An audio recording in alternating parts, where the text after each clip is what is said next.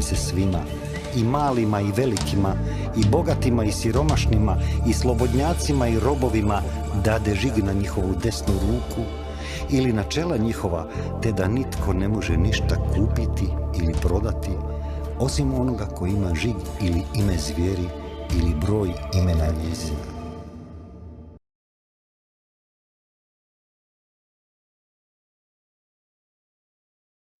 Pozdrav dragi narode, dobrodošli u još jednu epizodu Slobodni. Današnja tema su HPV cjepiva. Sad već znamo da naša vlada planira uvesti cijepljenje protiv HPV-a za sljedeću godinu kao obavezno.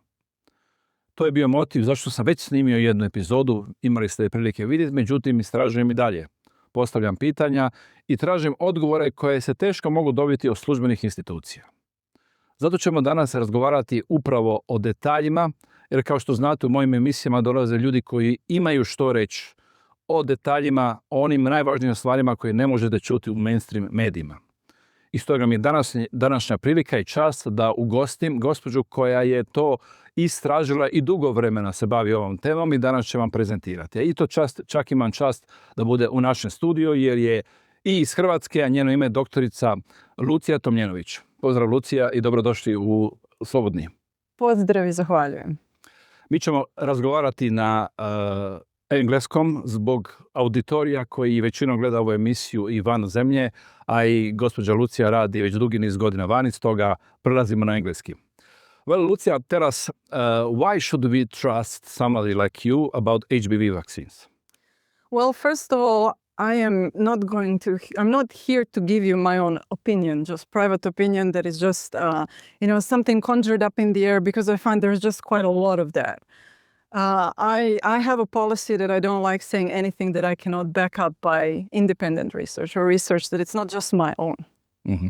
And you've done a lot of research. Can you tell us about your background, your scientific background?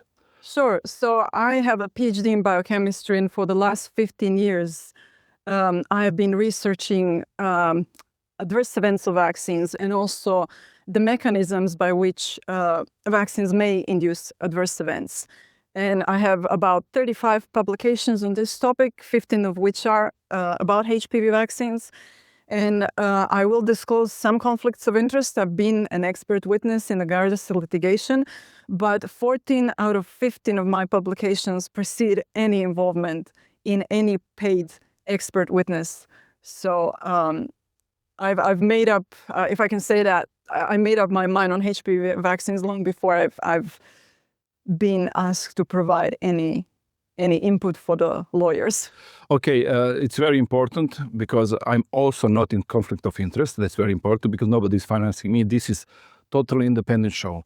And today we want to show what you can prove. I spoke with some of my guests and I always say how you can prove what you're saying. And that's why we are now coming to HPV vaccines. Can you tell us what you published, what you know, and explain to our audience why you think we need to be more cautious about this vaccine? Sure. Well, we can start with the presentations that I prepared. Great. So I decided to entitle the presentation HPV vaccines, What Does the Science Show? Because most claims made by the medical authorities and various physician groups on HPV vaccine efficacy and safety are actually completely unsubstantiated. And what I plan to talk first is the Cochrane 2025 review on HPV vaccines and its findings. Next, I will address the methodological biases in randomized control trials. Following that, I will offer what is likely the main driver for current HPV vaccine policies and lessons that should have been learned from past pharmaceutical product scandals. And I will end this talk with a discussion on HPV vaccine risks that are not disclosed in official vaccine leaflets provided to doctors. So first, what do you need to know about the Cochrane 2025 review? First, reviewers by the Cochrane collaborations are widely regarded as the gold standard of systematic reviews and are widely cited by health authorities and prestigious medical journals like the British Medical Journal. Now, the same British Medical Journal has celebrated the Cochrane 2025 review as a comprehensive anti-misinformation review that showed that HPV vaccination reduces the incidence of cervical cancer by as much as 80%. And that if the vaccine is given before 16 years of age. Now, I actually call that misinformation. And often this kind of misinformation is communicated because many people just read the abstract of a research article and do not actually bother to read the whole paper. And this Cochrane review is actually a 300-page plus long document. And the most important information begins after page 200, if you can bear to last that long. Now, one thing I noticed to begin with in the Cochrane review is this strange sentence. Cervical cancer is a common cancer in young women and people with uterine cervix. Now, as if people with uterine cervix can be anything other than women. I mean, they really should keep this nonsense out of science. Well, what about the rest of the review? Is it any better? Well, here you have the summary of the risk of bias for each of the epidemiological studies that were included in the review, according to the outcome of the study, according to the outcome that the study investigated. And here was the most relevant outcome, which is invasive cervical cancer. And this table, you see, continues, or there are several tables. Now, here you have other outcomes like adenocarcinoma in situ. And you can here see that there is a lot of studies, and most of them are rated at either critical or serious risk of bias. Same goes for these other types of cancers that are caused by the HPV. Just one question. We here see in this table on the right side, there is a red and saying that is too biased. Can you explain us what this means? Serious bias and critical bias? Yes, so basically what does the risk of bias metric mean? It basically tells us the likelihood that a study contains methodological errors that could invalidate its results. So studies, for example, that are rated as having serious or critical risk of bias have substantial errors in design and analysis and reporting that make their results and conclusions essentially invalid, or at the very least, very highly suspicious. And so this is, again, the same table summary for the head and neck cancer. And this table is actually not in the Cochrane review. This is my summary. And basically, my aim with this table was to summarize how many studies out of all examined for each clinically relevant outcome have been judged by the Cochrane reviewers themselves to be either at critical or serious risk of bias. And you can see from the last column that anywhere from 80 to 100% of all studies examined have that serious or critical at risk of bias rating. Now, in spite of this huge serious bias of the studies included in the review, the Cochrane authors concluded that there was moderate certainty evidence that HPV vaccine reduced the incidence of cervical cancer and high-grade SIM+3 lesions.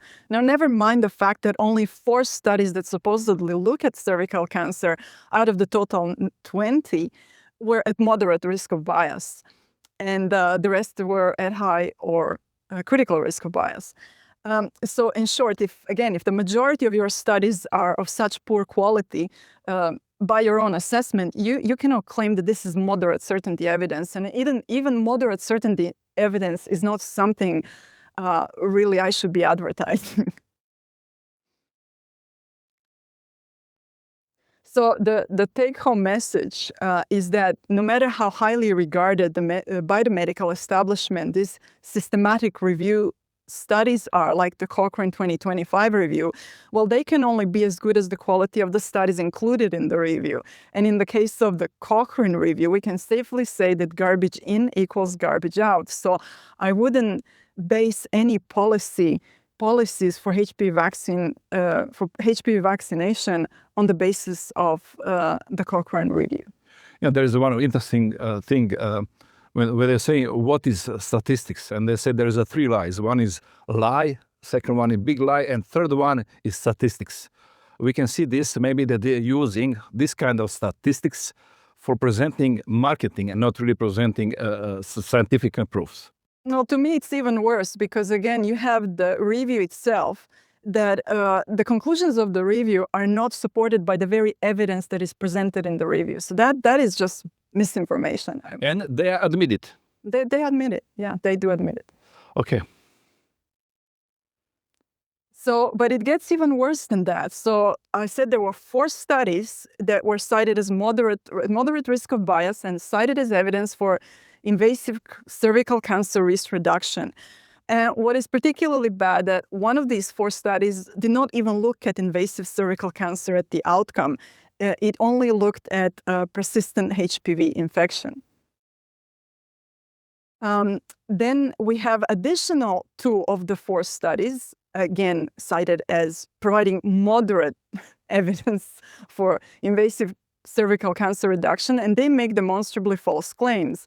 This first study claims that it found that HPV vaccination almost eliminated cervical cancer in young adolescents.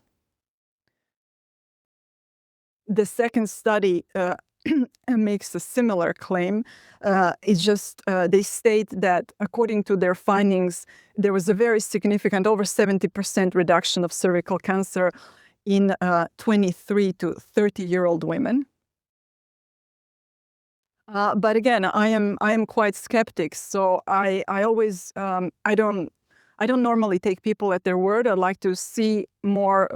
I'd like to dig deeper to see what they're basing their claims on. So if we can go back to the presentation and next slide.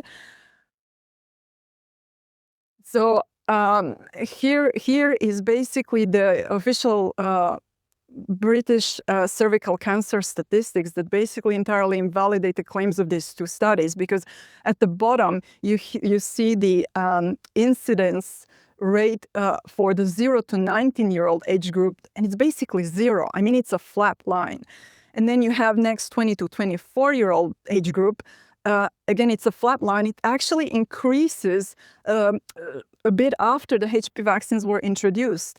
And now with the age group between 25 to 34, you see that incidence of cervical cancer actually increases, and it continues to increase even after HPV vaccines were introduced into the schedule. So again, this is official UK statistics on cervical cancer, and it totally invalidates the claims of both studies. And here is just a cleaner graph with just one age standardized line. And again, it shows that the rate of cervical cancers in the UK have been rapidly declining, and they have reached their lowest point long before HPV vaccines were introduced in the immunization schedule. Now we have a very similar picture with the Australian cervical cancer statistics. And these are actually really important because Australia has very high vaccination rates, and over about 80% of adolescents have received at least 1 dose of HPV vaccine. So if we should see an impact of HPV vaccination on a population level, this would be the place, Australia, and yet no impact. And again, same picture, US cervical cancer statistics. So what can we Let me ask before this. I had also interview with Aaron Seeley. We spoke about other vaccines, and he showed in his book also that all these diseases already declined much more before they introduced vaccines. And they even changed the way of statistics after they introduced vaccines, because after these statistics, in any case, that will decline cases because they change the way how they measure. And that I see the same case. That means reduction of disease even before vaccine claim. And they are still claiming that vaccines are saved millions of lives. Well, I cannot comment on Aaron Seeley's book. I haven't read it yet. But when it comes to cervical cancer, again, I always say, you want me to believe something? Show me the data. I've shown you the data. Where is the impact? I really don't see it. I mean, forgive me if I'm blind. But let's continue with the presentation.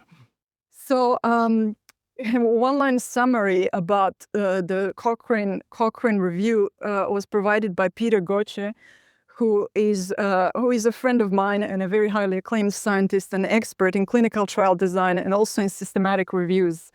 and assessment of studies or observational studies. And he stated that the BMJ and the Cochrane hyped the HPV vaccine in this extreme, and indeed they have. And this is my one-slide summary of the Cochrane review on HPV vaccines, and it shows that basically the propaganda that resulted from the review findings is completely contradicted by the actual evidence presented in the review itself about the degree of methodological bias of the existing relevant studies.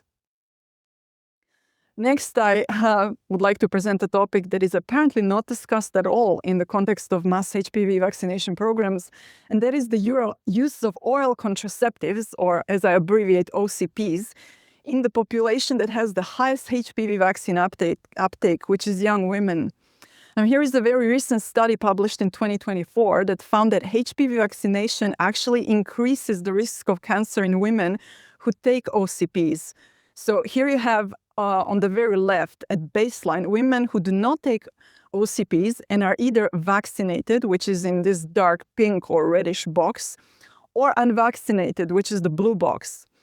Now, in comparison to them, women who do take oral contraceptives, and this is what you see, these boxes on the right, they actually have higher risk of cervical cancer. And among those OCP takers, those that are vaccinated, which are these, again, dark pink boxes, they actually have the higher risk of cervical cancer.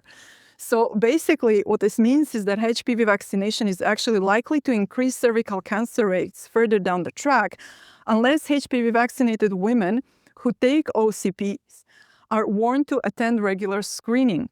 However, there is evidence from studies showing that HPV vaccinated women have low screening rates because the vaccine seems to give them false sense of security. In the last interview, they call it this negative efficacy. Well, yes, that's negative efficacy because the vaccine is apparently doing exactly the opposite, has the opposite effect. And so, in spite of these findings, the authors concluded that the elimination of cervical cancer will be achieved through increased HPV vaccine rates and efforts to increase screening. Now, while I agree with the latter, I absolutely disagree with the former, as I believe it is highly illogical, because if HPV vaccines increase the risk of getting cervical cancer in OCP users, then further reduction in cervical cancer cannot be achieved by increasing HPV vaccination rates. But it seems that the authors were not comfortable with the results of their study, so they made, at least in my opinion, a very lame attempt to justify them, or to explain them away.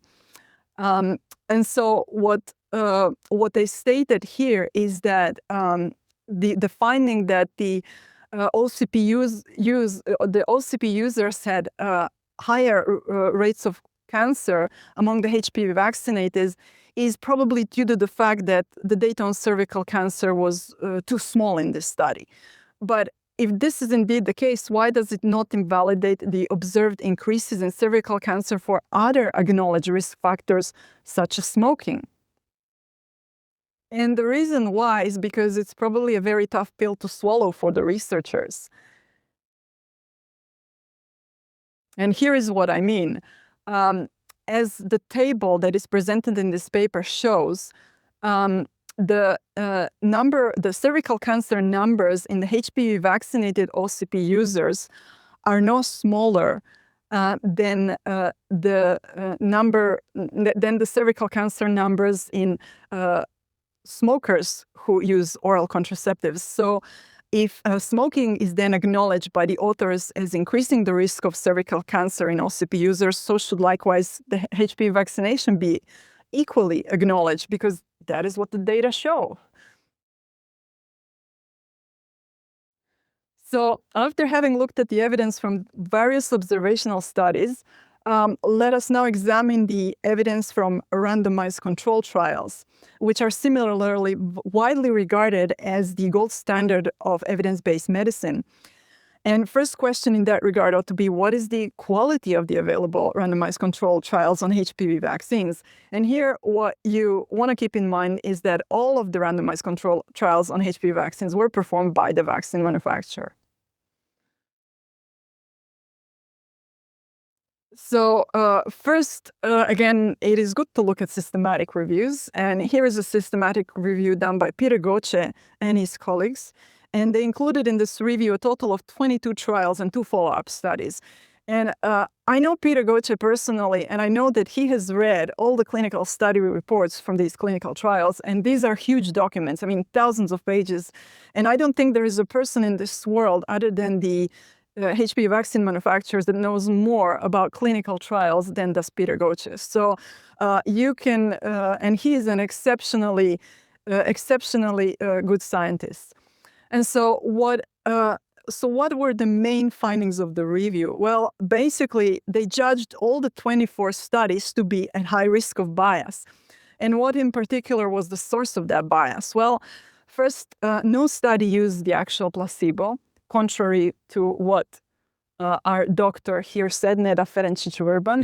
Yeah. I had the interview with Dr. Neda Ferencic-Vrban. She's the leader of Croatian Alliance for Fighting Against Cancers, League of Cancers. And I asked her personally about these clinical trials and placebo, double-blind placebo groups. And she said that each trial using double-blind placebo group, even in my interview with Aaron Siri, he showed me on the screen, he showed me FDA documents. And in the FDA documents, there is showing that they are not using double-blind placebo group, they are using aluminum-adjuvanted in a group, they call it placebo.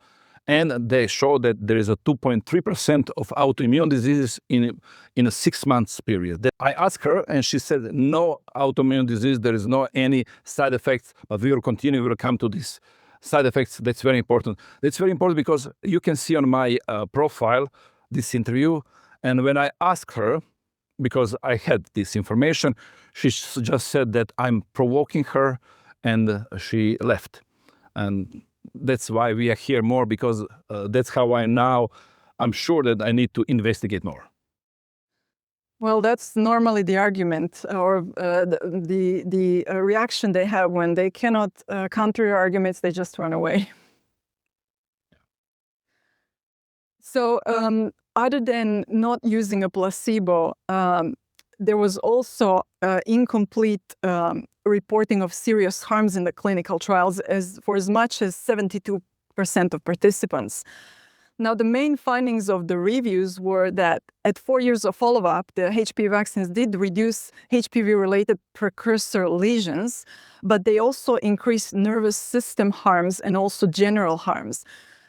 Another important point emphasized by the reviewers is that the clinical studies were mainly designed to assess efficacy and not safety. And for this reason, how much benefits may indeed outweigh the risk remains inconclusive and cannot be concluded on the basis of clinical trial data. Another review of the clinical trials made the point that there remain great uncertainties about HPV vaccine efficacy against cervical cancer because the randomized control trials did not examine cervical cancer as the outcome, but rather precancerous lesions. And the reason for this is that cervical cancer takes many decades to develop, while the control trials only followed up participants for about 3 years. And so the authors rightly noted that the available data indicated high efficacy against lower grade precancerous lesions does not necessarily translate to high vaccine efficacy against high grade SIN3 or worse lesions or cervical cancer. Now, German physicians have made the same point, emphasizing that ignoring uncertainties related to cervical cancer surrogate markers means that decisions at the health policy level as well as the individual level might have been misled. And not only that, they conclude somewhat humorously that the unwarranted confidence in the HPV vaccines has led to the impression that there was no need to actually evaluate their effectiveness. Indeed, the medical establishment apparently just assumed that a miracle would occur from prevention of uncertain surrogates to certain prevention of cervical cancers. The following are a few excerpts from my 2023 letter. Maybe before we continue, just to repeat again, This is the reason why, and I spoke in the last interview with Mary Holland, she said it was never proven that HPV vaccine is stopping cancers. Yes, that is correct. Okay. That's very important thing, because we started with this interview with Mary Holland, and she said from the start exactly this sentence. You can find it in her book, but this is an additional explanation. Why is that statement right? And so, again, these are some excerpts from my 2023 letter that I wrote in opposition to Bill AB 659, so-called Cancer Prevention Act, requiring mandatory HPV vaccination in California for 8th graders. And first thing is that there are about 200 different HPV types that have been identified thus far, which about 14% are oncogenic and associated with development of various types of cancer. And the 9-valent HPV vaccine Gardasil protects only against 7 of these strains. But the most important here to keep in mind is that the ultimate goal of cancer prevention is to reduce the global burden of cancer. And in order to achieve this, any good HPV vaccine must have demonstrated efficacy against high-grade SIN3 lesions or worse associated with any high-risk HPV types, not merely some. So in that regard, what do the actual vaccine efficacy figures from Gardasil 9 clinical trials show? Well, they show that efficacy against SIN2 lesions or worse, not even SIN3. And SIN2 actually has very high regression rates. But let's just pretend, for the sake of the argument, that SIN2 is a valid marker for cervical cancer. So what the data show is that there was only just over 60% of efficacy at the end of 3.5 years of follow-up.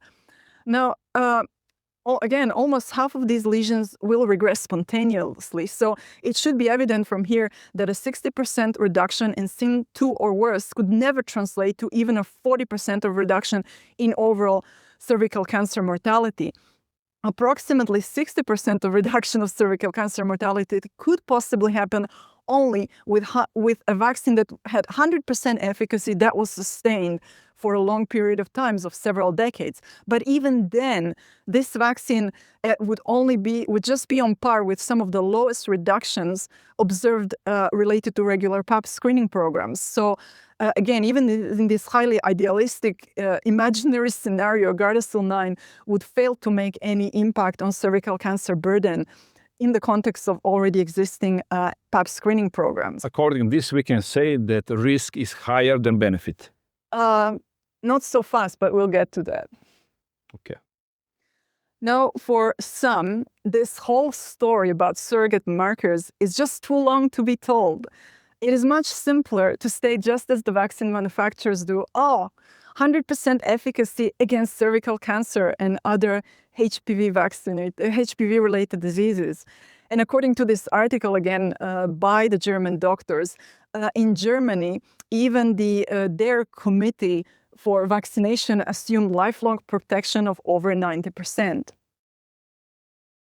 Now, similar exaggerated statements were made by the Croatian health authorities. They likewise say that Gardasil 9 will prevent 90% of cervical cancer, because the theory is Gardasil 9 targets 7 strains which are collectively responsible for about 90% of cervical cancers. Therefore, Gardasil 9 will prevent 90% of cervical cancers.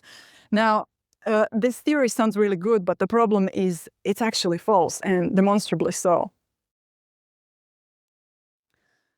So, as was this case in 2013, when Annals of Medicine published my review on HPV vaccines, the actual research data up to this point show that HPV vaccine official narratives are still at odds with evidence-based medicine. And what is also apparent is that health authorities worldwide have failed, and they continue to fail, to provide an evidence-based medicine rationale for population-based HPV vaccination programs, let alone mandatory HPV vaccination laws. So to this date, the main HPV vaccine that is currently on the market, which is Merck's Gardasil, fails and continues to fail every single of the 4 criteria required by the FDA for a fast-track approval, because Gardasil did receive a fast-track approval. And the reason why it fails, because it's neither more safe nor more effective than the methods of cervical cancer prevention that have already been existing for many decades. So at this stage, one cannot help but ask a question: if evidence-based medicine is not driving HPV vaccine policy, what is? And this article, published in 2012 in the American Journal of Public Health, reveals how Merck promoted school entry mandate legislation by serving as information resource, lobbying legislators, even drafting legislation and mobilizing female legislator and physician organizations who advocated for the introduction of mandatory HPV vaccination laws. And commenting on Merck's lobbying efforts to make HPV vaccination mandatory, this article published in American Journal of Bioethics notes that Justice Pizza bearing cheerleader drug reps are poor substitute for medical education, Soy's pharmaceutical company lobbying a poor substitute for well-reasoned health policy making.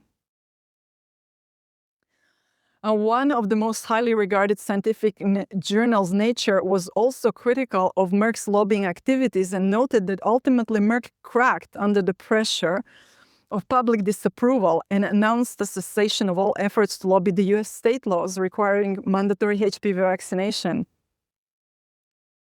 Now, history, however, shows that Merck did not stick with this decision. And here you have Merck's official webpage on corporate political advocacy contributions, from which you can find out that they are permitted by law in the US, Canada, and Australia to financially support their favored political candidates in electoral campaigns.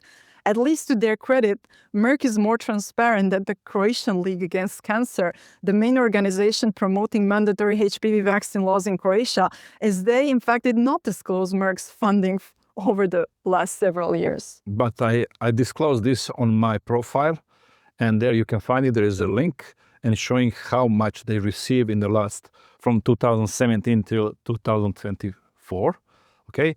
And also, I have to say, just for the 2023 and 4, they gave 2.5 million in 24 and 3.5 million for research. But that money went to scientists and doctors. And my logical question, I'm not the doctor, but my question is, how is possible that somebody who is receiving money from producer can be objective about risk or about efficacy of this product? I think they are biased, and we can now see that they are really biased in researchers, but even with the claims that it's safe and efficacy. Well, I never look first at how much money someone receives and from whom. I will never say, well, this was paid for by Merck, therefore it must be false. But when you look at the research and you see the flaws, and then you also look at the funding, well, things add up. It's not illegal, no, but we need to see that there is a conflict of interest. So here, again, from the Merck's webpage on political advocacy contributions, you can find exactly whom they supported and how much.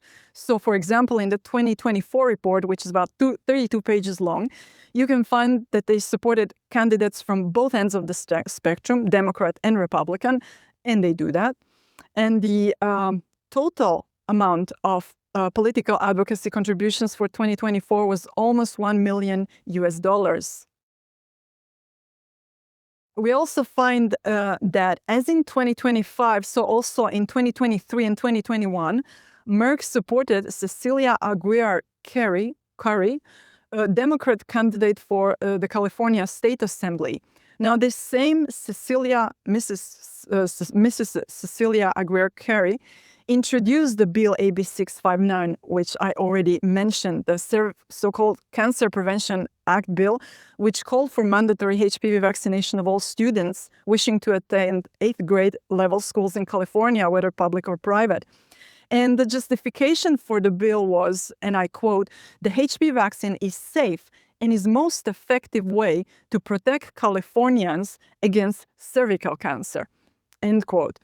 I am not even going to call that misinformation. This is an outright falsehood. However, I'm not saying by this that Mrs. Curry deliberately made a false statement, but that is nonetheless a completely false statement. I would also like to note that the bill did not pass even in authoritarian California.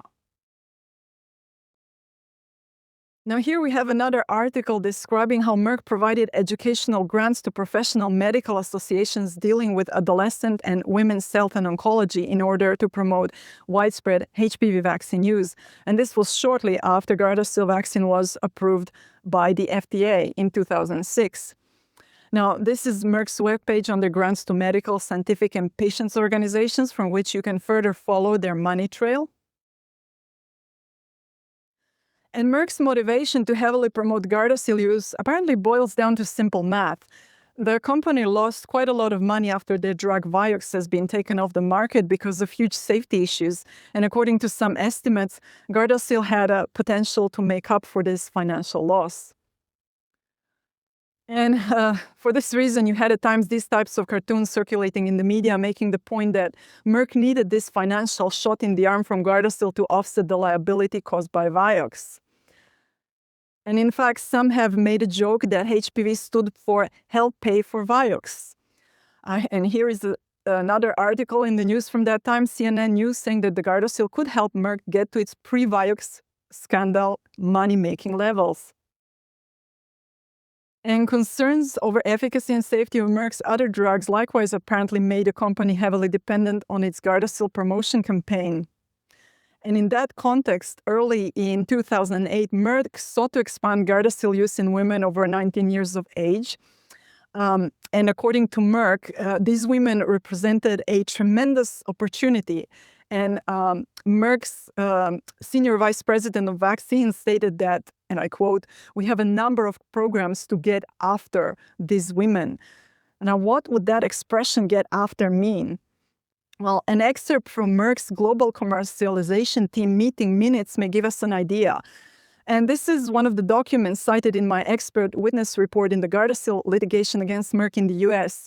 And here, Merck's global commercialization team provided a South American sales update for Gardasil, stating, among other things, that, and again I quote, "Puerto Rico has recommended vaccination of 12 to 18-year-olds. Each cohort is valued at 4 million, end quote. So apparently, Merck views your children in terms of money value they can bring to Merck.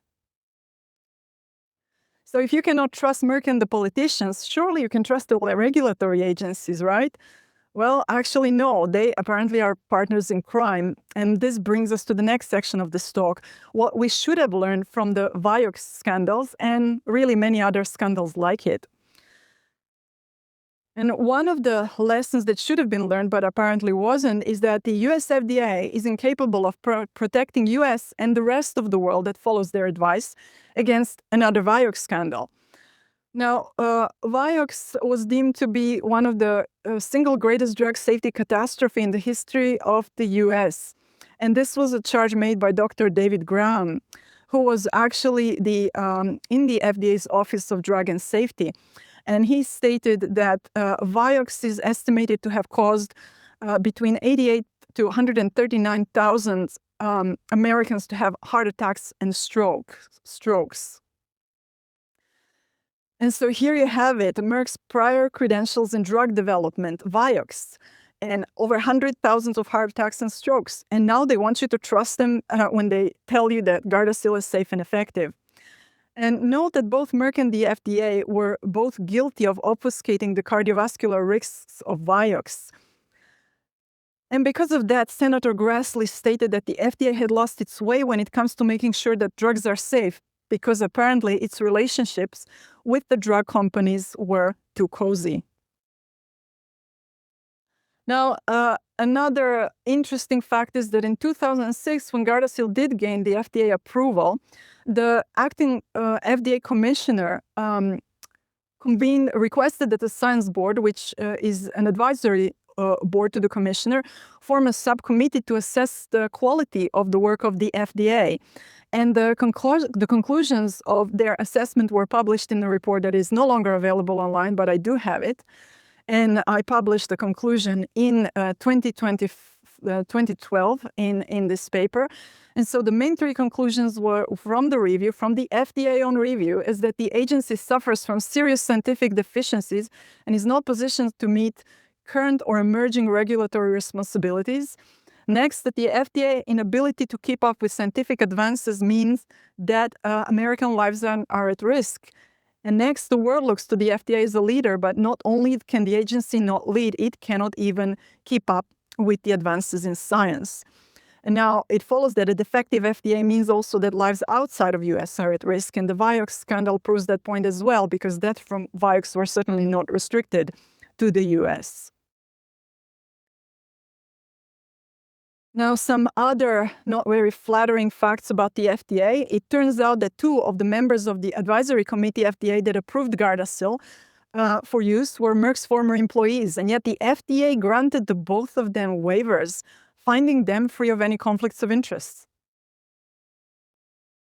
Now, if you think the European Medicines Agency is any better when it comes to conflicts of interest, well, I'm sorry to disappoint. This is not the case, since about 80% of the EMA's funding comes from the drug industry. And next, we come to the revolving door phenomenon, and it refers to the fact that many federal employees from agencies like the FDA eventually go on to work for the big pharma. And it happens the other way around too, where former drug industry employees moved into federal jobs that handle healthcare policies. And here we have a very relevant example where the former US CDC director Julie Gerberding subsequently became a president of Merck's vaccine division, a position which gained her over $100 million in wealth based on stocks, in addition to her high salary. And you can read more about that story in Peter Goetsch's most recent book, How Merck and Drug Regulators Hid Serious Harms on the HPV Vaccines. And this book is available from Amazon, and it gives a lot of information on the Gardasil vaccine lawsuit in which both Peter and I were involved as expert witnesses. Now, this finally brings me to the last section of my talk, which is HPV vaccine undisclosed risks. And I would like to begin this section with a testimony of Emily Tarsell submitted to the U.S. Senate Subcommittee on Investigations on July 15, 2025. Now, Emily is a friend of mine and a mother whose daughter Christina died from a cardiac arrhythmia following Gardasil vaccination. And in her testimony, Emily stated that she found infuriating to go to the CDC website and read statements that said that the reports of death have been investigated and have been found to be due to other causes. But the fact is that not only was Christina's case never fully investigated, the others she knew about were also never investigated either. Moreover, through a Freedom of Information Act request, she learned that Merck posted a VAERS report in which they basically made a false claim that Chris died from a viral infection. And this claim was basically attributed to the reporting physician. But this was actually not the case. And the actual physician never made any such claim, as you will see from the following documents. These are the documents that have been given to me by Emily Tarsell, and this is a copy of the VAERS report that Merck posted on VAERS, containing the false information stating that Christina's death was was due to likely inflammation in the spleen caused by a viral infection.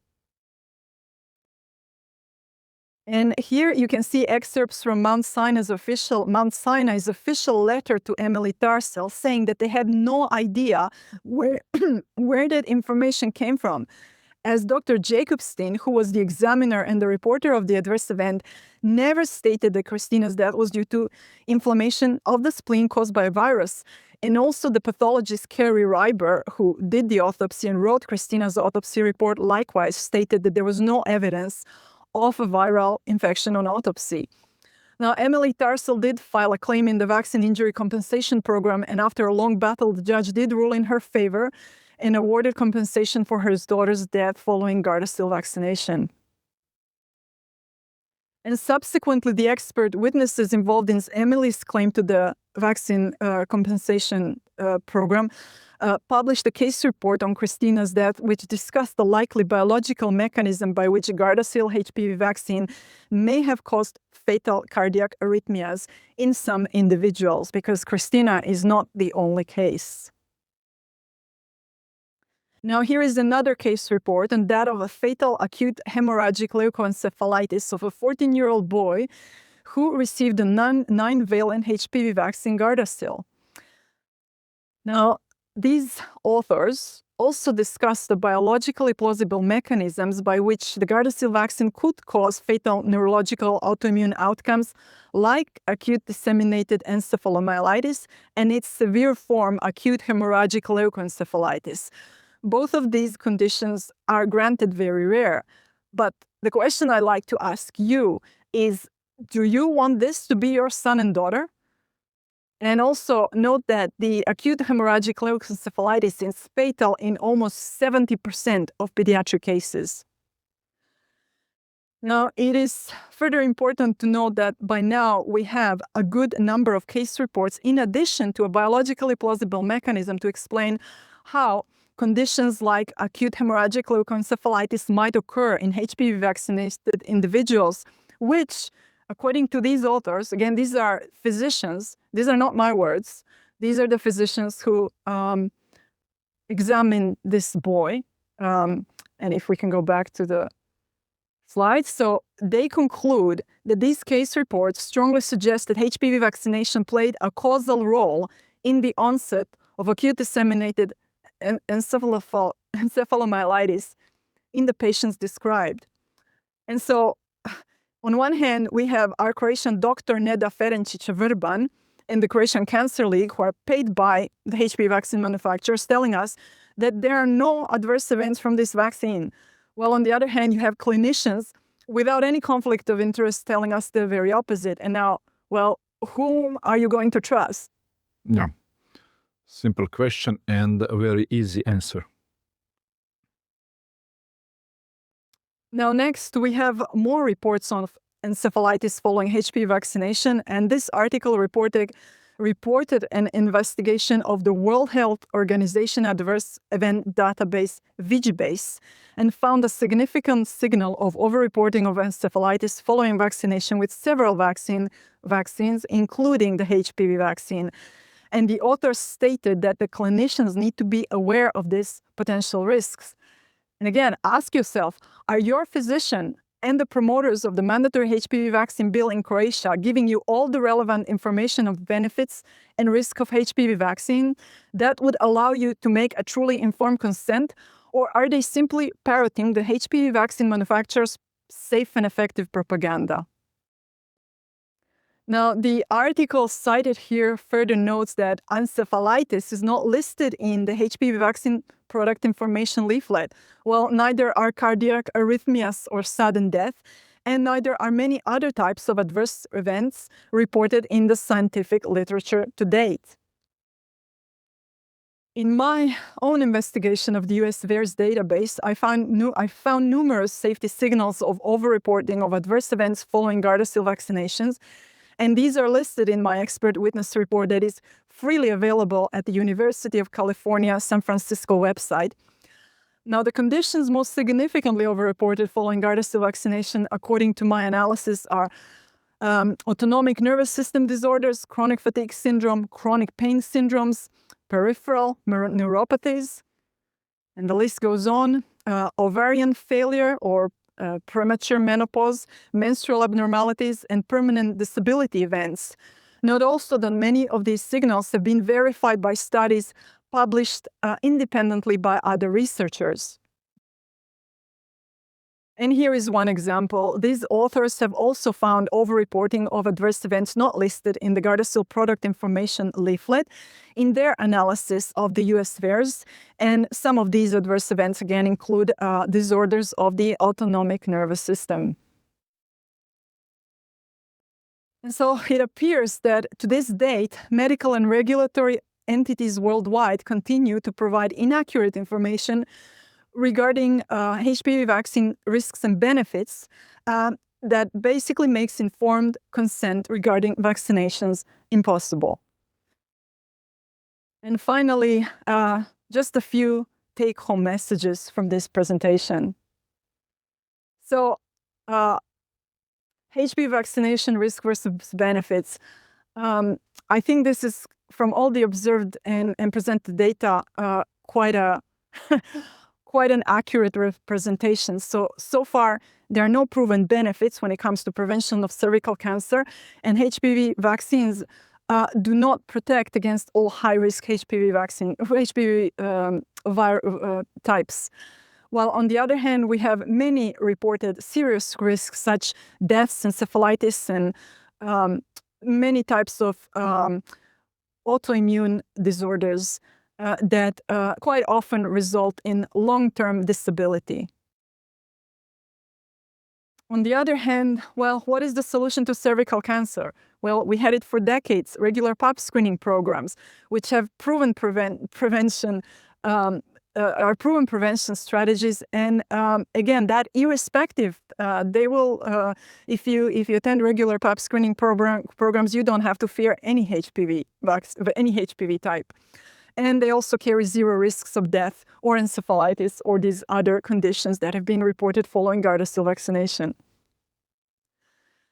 And for the end, this is one of Merck's ads, somewhat modified by me, that they started their promotional campaign for Gardasil. It stated, your son and daughter could be one less person affected by the HPV virus, but as the available research data show, actually your daughter or son could be one less person negatively affected by the HPV vaccine. So indeed, parent, ask yourself, why Gardasil when the same disease it is claimed to prevent can be safely and effectively prevented by other means?